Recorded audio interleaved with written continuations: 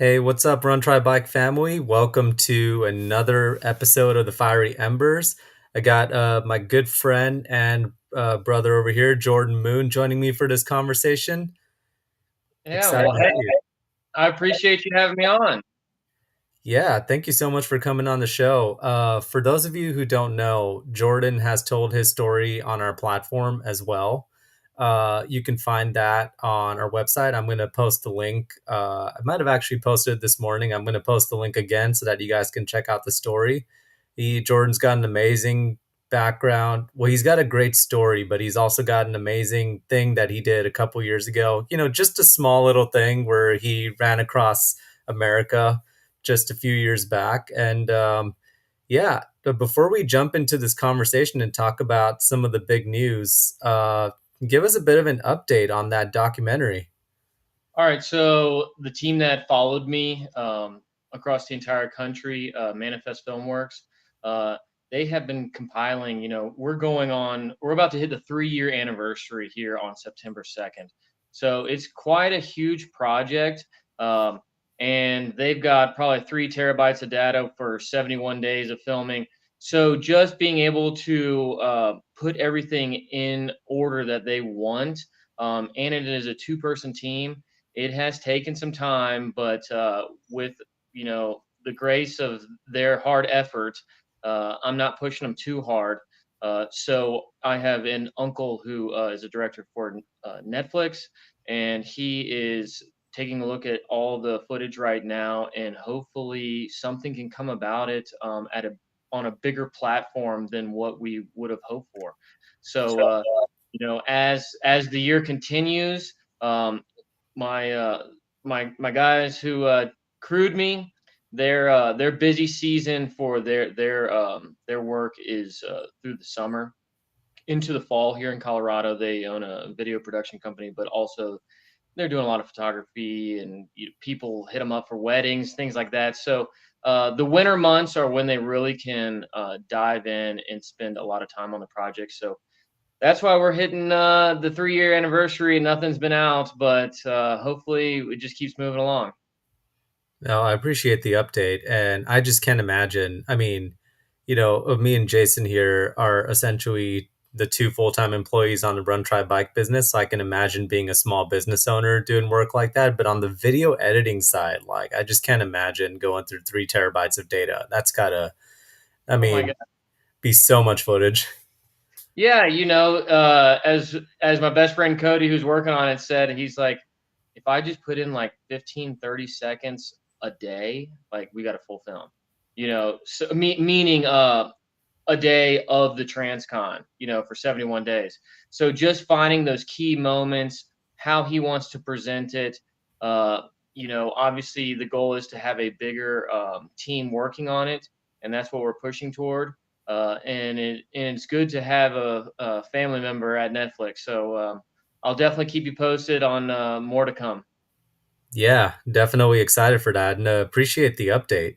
So, before we dive into some of the other news that you have, one of the fun things we like to do in the spirit of the Fiery Embers is just keep this conversation lighthearted and fun. So I've got so I always love to make this or that questions Yeah. through like ChatGPT and AI. So I've got some good ones for you here. Okay. Cool. All right, so I'm going to start with 5 questions here, and then we'll go to the next bit. Are you ready for them? I'm ready, man. You see a pool. Do you cannonball into the pool or do you dip your toe into the pool? Oh, cannonball, man. I'm not afraid of cold water. So, a lot of people like to dip their toes in to see, oh, what's the temperature? But sometimes you just got to send it. Yeah, heck yeah, man. I love that. I'm kind of the same way. And I love that every endurance athlete I talk to always says they want a cannonball. And Yeah, you got to dive right in, man. all right. So are you an early bird or a night owl? 100% early bird. So I get up at 5 a.m. every morning. Usually go for a run, walk my dogs. Love coffee.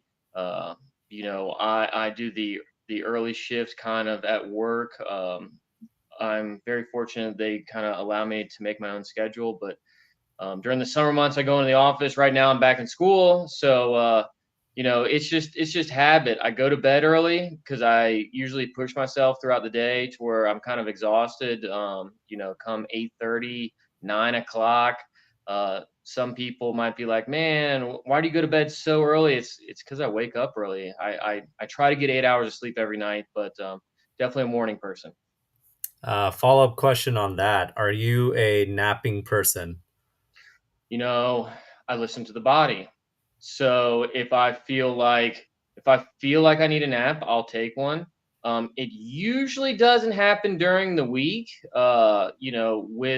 With school, with work, it's just hard. But if it's like a Saturday afternoon and I've been up since 5 and I've mowed the lawn and gone for a long run, like I may slip into my little compression boots and fall asleep on the couch, man.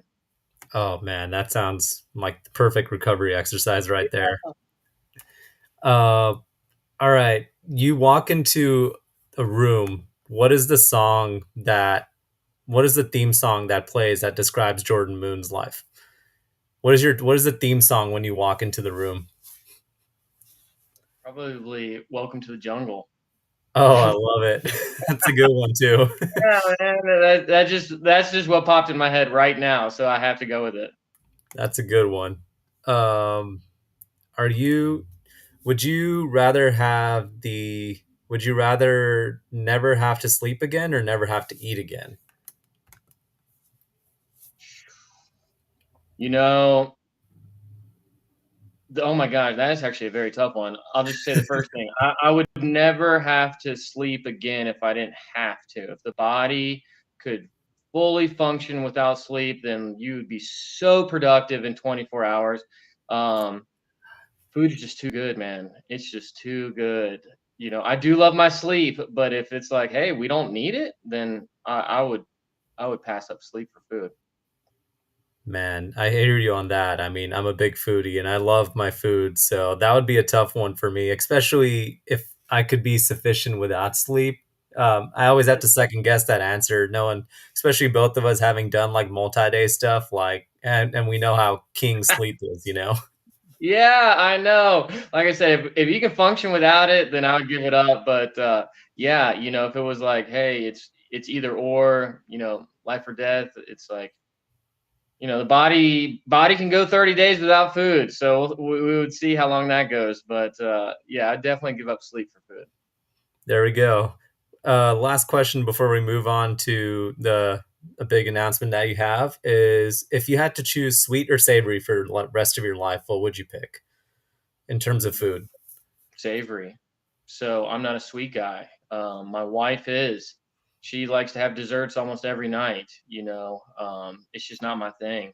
Uh, I we went out and got ice cream last weekend, and it's the first time I've had ice cream in like 8 months, and I was blown away. I was like, gosh, I can't believe I haven't had this. It's so good, but it's just the one thing I've noticed with my training and my physical performance, diet is key.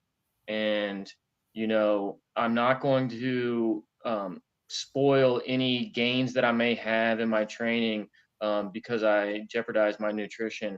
Um, in the past, like I feel like, oh man, I got a stomach that can handle anything. Yeah, but like, as I get older, you know, you may work so hard and then you just throw it away with junk food or desserts or sweets, cookies, candy bars, you know, and then you're like, I just took 2 steps back from my training. I just put on 3 pounds over the weekend, and it's not 3 pounds of muscle. So those are the little things that I'm noticing. So I try to be very diligent and with my sweet intake. There's nothing wrong in my mind. Like when I was on the Transcon, I was eating Kit Kats, Butterfingers. I was eating Ooh. everything you could think of. It was like Halloween, and the guys had like a 3 pound bag of candy bars that I could just eat. I ate a pint of Ben and Jerry's every single night on the Transcon, like just for calories to come in. Uh, so I would say savory though, just because I'm trying to be super strict on my diet. Yeah, I'm definitely a savory person myself, not a sweet person, and it would be hard for me to get rid of like potato chips, pizza, like burritos, especially like that those kind of foods, if I had to choose, I would definitely go savory. Yeah, We're gonna have to circle back to this or that questions about the transcon too, because I feel like there's a lot to dig into there, especially with like food and all of that. Because 100%. man, like can't even imagine the calories you were burning, and I'm sure you've thought about that. I'm sure you got an answer for that too. All right. So if we want to just go into this real quick, Yeah. so the biggest thing, I did not want to lose too much weight over the transcon, because if you're losing too much weight, like your body's deteriorating, like you're breaking everything down. You're not taking in enough calories to have fuel. Um, so I would try to intake 5 to 7,000 calories a day.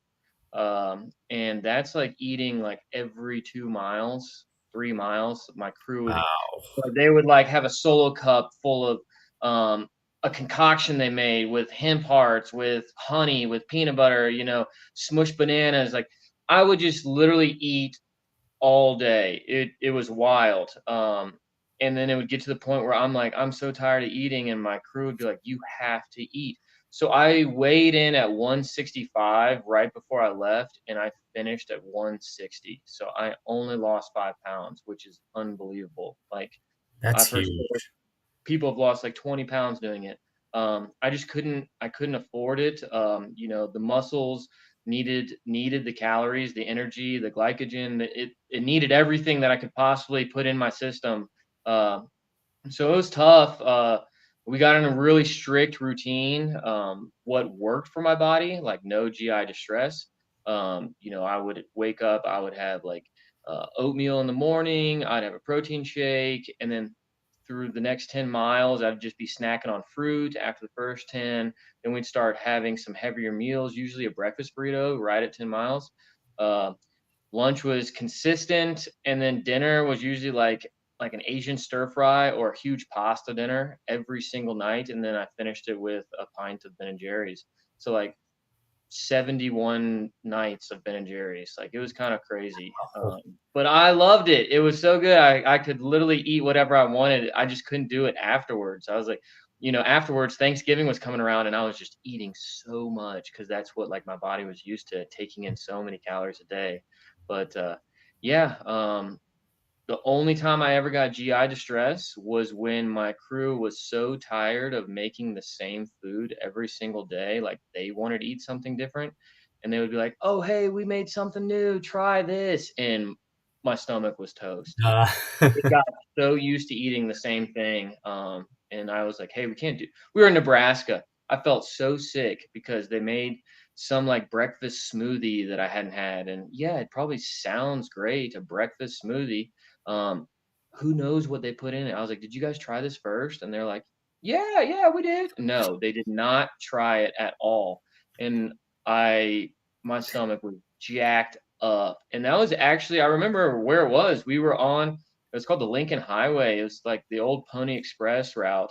And we were exactly in the middle of the country when that happened. Shoot, man. Well, that's got to be in the film because every Yeah, runner it was. loves a good GI story and has a Oh, few. I know, So, man. I know. But yeah, it was, this time every year I always reflect, 3 years ago, at this exact moment, I was living in Park City, and we had just left my younger brother's wedding, and we were driving the RV to California.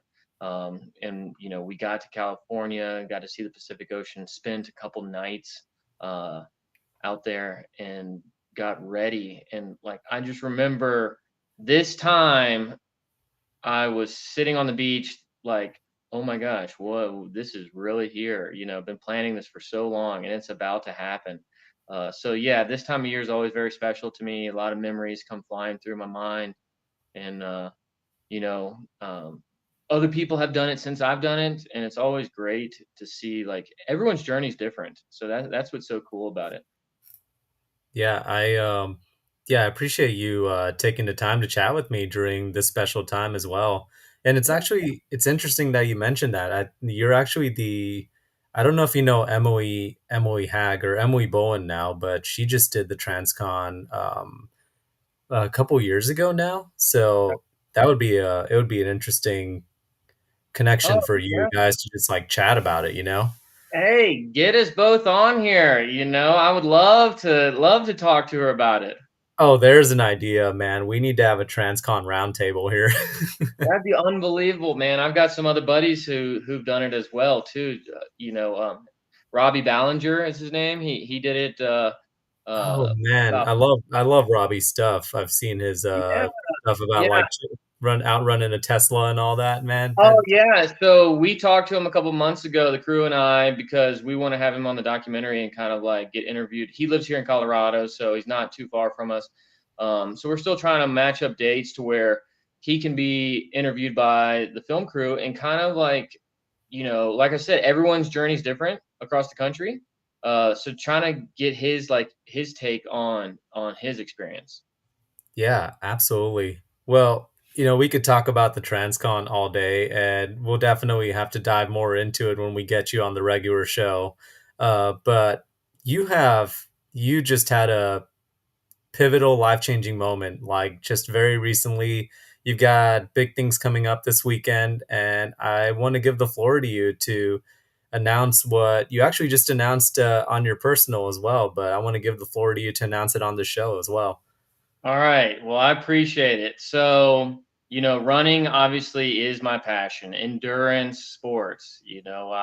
I'm a learner. I'm a sponge. I'm always trying to grow and get better at the sport I love. And so I'm 36 years old, went back to school at Colorado State University, and recently just got married over the summer. So I transferred schools to Regis University, which is a private college here in Denver. And one day last month, it kind of popped into my mind. I was training for the Crested Butte 50 miler, which is at the end of September. And then the next ultra I have on my calendar is Black Canyon 100K in February. That would be my round two, going to come back and do better than I did last year or this year. And so I cold called the coach of Regis University. He is the head cross country coach and track and field coach. I'm going into my last year of school, graduating next summer. And I just said, you know, kind of introduced myself, who I was, my passion for running. And I asked, is there any possible way that I could try out for the cross country team? And, these guys on the team are recruited. They're the best, cross country runners in their city, their state. Uh, and I said, it doesn't hurt to ask. And he said, Jordan, your story's unbelievable. We're happy to have you here at Regis, but you're going to need to do a time trial. And I want to see, I know you're switching from an aerobic background and switching more to an anaerobic, uh, you know, so that might be difficult for you. It's kind of what he's telling me. He said, but, 3 weeks from now, if you can do a time trial 5K, he said, let's just set the bar at 18:30. Wow. He's like, you're on the team. And I was like, you got it, coach. I won't let you down. And so my training completely changed because I was training for altitude, for vert, for, trail running, up in Crested Butte. And I was like, oh my gosh, like I have one shot. I have one fall semester left to be able to compete in collegiate cross country. And we had our time trial, and I have never just like gone out and been like, I'm gonna run a 5K as fast as I can. Like I have no like baseline of where I am. I've gone out and done like a mile test just to see how fast I can run a mile, uh, but never a 5K. And so my training shifted. I did a lot of speed work. I'm waking up in the morning, hitting the track, doing a lot of lactic threshold, doing a lot of strides, doing a lot of hill repeats. I'm doing all the research I possibly can of what collegiate cross country runners do for training. And so I incorporated it. I had about 21 days to prep and just got after it. And I was so nervous before this time trial. So we did this time trial. There's 15 guys on the team, and they're all recruits, freshmen coming from Pennsylvania, California, Phoenix. You got some sophomores, juniors, and two seniors and one grad student. So handful of mix of guys, but everybody is super fast. Like I started looking at all their Strava, I started looking at everything that they were doing, and I was blown away. Well, I lined up. It's a 1.3-mile loop around a reservoir, crushed gravel. Um, I ended up wearing my Nike Vaporflies. I was like, I'm not going to wear my, trail shoes. I'm going to wear the fastest shoe that I've got. And I went out there and the gun went off and I'm running and I am in last place. I was like, holy cow, like these guys are so fast. I look down at my watch and we're running a 420 mile and I'm in last. So I am like, hold up, hold up. Like I had a strict splits that I wanted to hit. I wanted to hit like between a 620 and 610 first mile. I wanted to hit a 6 minute second mile. And then I wanted to hit like a sub 550 third mile is what was going through my head. I was like, if I can be in that range, like just get me to the third mile and I'm going to leave it all out there. So when I look at my watch, after the first, 400 meters, I was like, we are going so fast. This is crazy. I was telling myself, Jordan, just run your own race. Like these guys are obviously going to crush it. And so I decide be smart, you know. I'm like, I've been watching the Olympics all summer, like track and field. I was like, the guys who are crushing it are the ones who stay in the pack and then have a huge kick at the end. So I was like, just do your thing. So first lap or first mile, I hit it 5:45. So I was like, okay, so that's faster than I wanted. I was like, maybe I need to throttle back just a little bit, not too much. And so I felt like I was going lighter on the second mile. Second mile beeps. I look down, 5:55. I was like, okay, 10 seconds slower. I'm still feeling good. Like, let's kick it the last half mile, or the last, zero point 0.6, last 1K. And so I get up there and I start catching guys. I start passing guys. I was like, holy cow, this is unbelievable. Like, this is my one shot, like, literally to compete in college level cross country. Leave it out there. Like, what do you have to lose? I know pain. That's the biggest thing that I told myself going in. I was like, I'm much more experienced in like pain threshold than these younger guys. Something may hurt and they lighten up, but I'm like, we're talking 18 minutes, like 18 minutes of pain. Like I can do that. I can do that over and over and over again. Like what is 18 minutes is kind of like what I was telling myself. My mantra is the pain won't last. So like whenever I was hurting, I was like, the pain won't last. It's not going to last. And I had a great kick and I finished seventh. I finished seventh on the team. Oops, sorry, my dog's barking. Really? Hey, Well, look. brother, please. So, yeah, I finished seventh, man. Unbelievable. I finished in 18:11 was my clocked in time. I think my Strava said 18, but the coach got 18:11. So it was a 5:48 pace Oh my was my gosh. average. And so I was on this crazy running high. I made the team. I'm like jumping up, chest bumping the guys. Like these guys are half my age.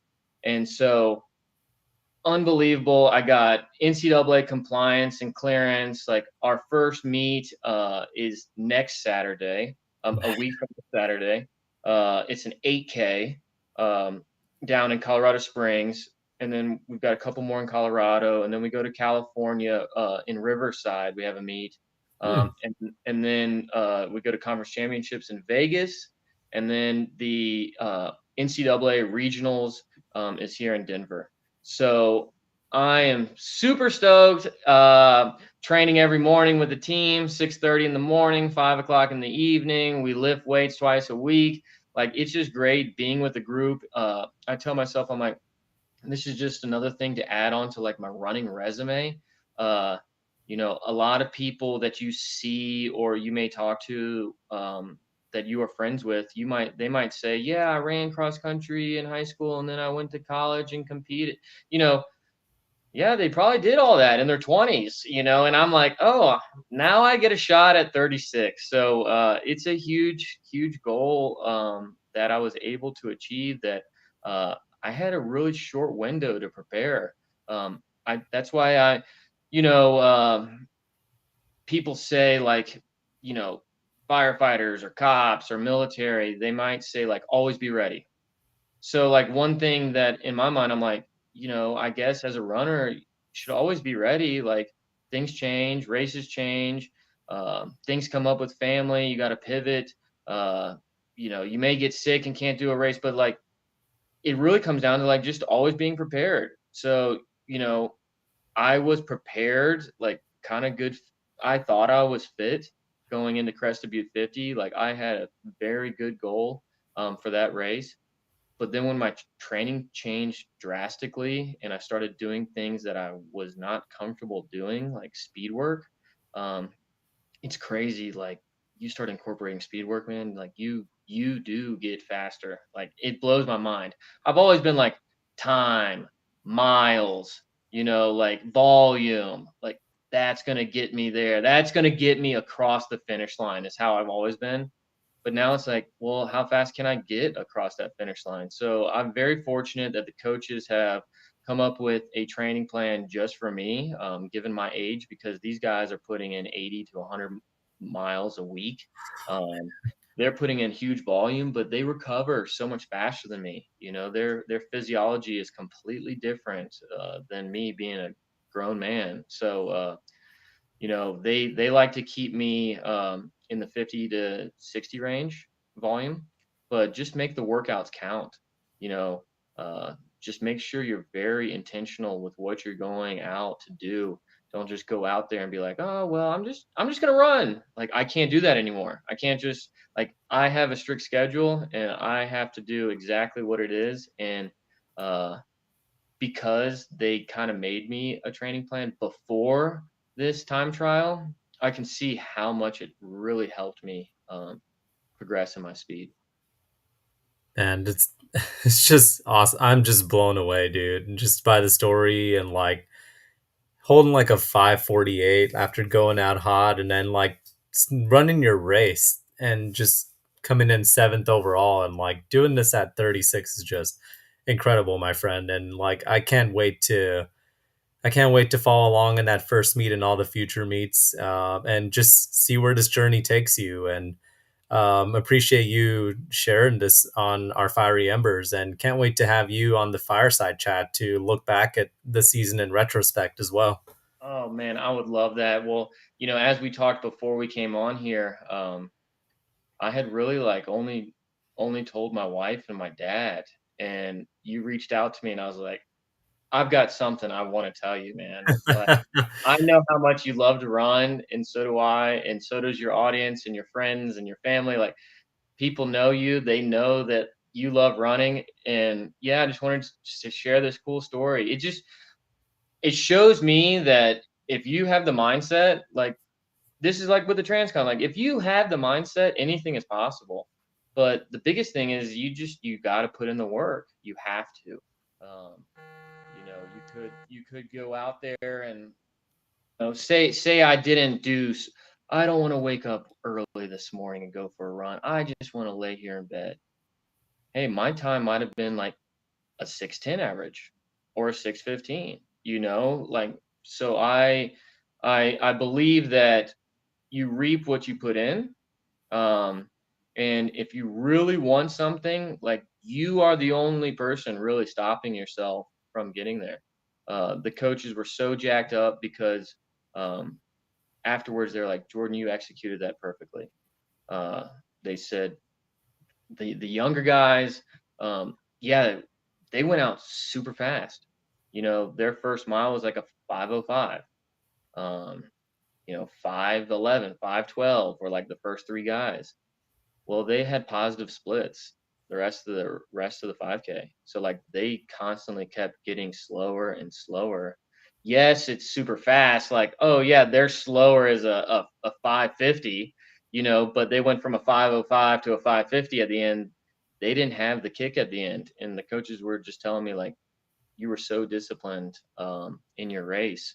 And so that meant a lot, you know, because again, it's pretty intimidating when you got like, you know, these recruits who are coming in at 18 and they hold records in their state, and I'm just they're like, who's this old guy, you know? So, you know, it definitely humbled me, but you know, one thing, you know, you get those endorphins, you get that runner's high at the end. My runner's high after that time trial was insane. Like I was on cloud nine. I was so jacked up the rest of the day. I was like, "Oh my gosh, I love life." Like, you know, let's keep this going. The season's just now beginning, you know, so it should be a very fun fall. Um, but to round back to one thing that just popped in my mind when I was originally talking to the coach and I was telling him my, you know, my running resume, what I've done in the past, and what I have planned in the future. How I told him I've got the Crestview 50, I've got Black Canyon, I'm hoping to get into Western States in the lottery finally. I'm hoping to get into Leadville lottery finally. Like I'm still unsure about that, but I have big goals. He just said, Jordan, you know, it seems like your mind is really set on ultras right now. Like, I don't know if cross country is good toward your goals. And I said, Coach, I've got one opportunity to run in college. I have one opportunity. That is it. Ultras will always be there. Those races aren't going anywhere. I can compete in them with the year after. Like, but this is my only shot. And I was like, just please give me one shot to prove myself. And he did.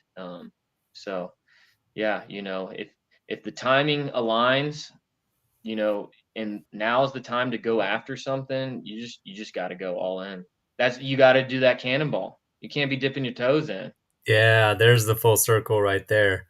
Jordan, thank you so much for taking the time to chat with me on the Fiery Embers and for announcing that big news on our platform. And can't wait to have you back on the real show, man. And appreciate your time. Hey, I appreciate you, my friend. Thank you so much for having me on, and we'll be talking soon. All right. Absolutely. And you hope you have a great rest of your day.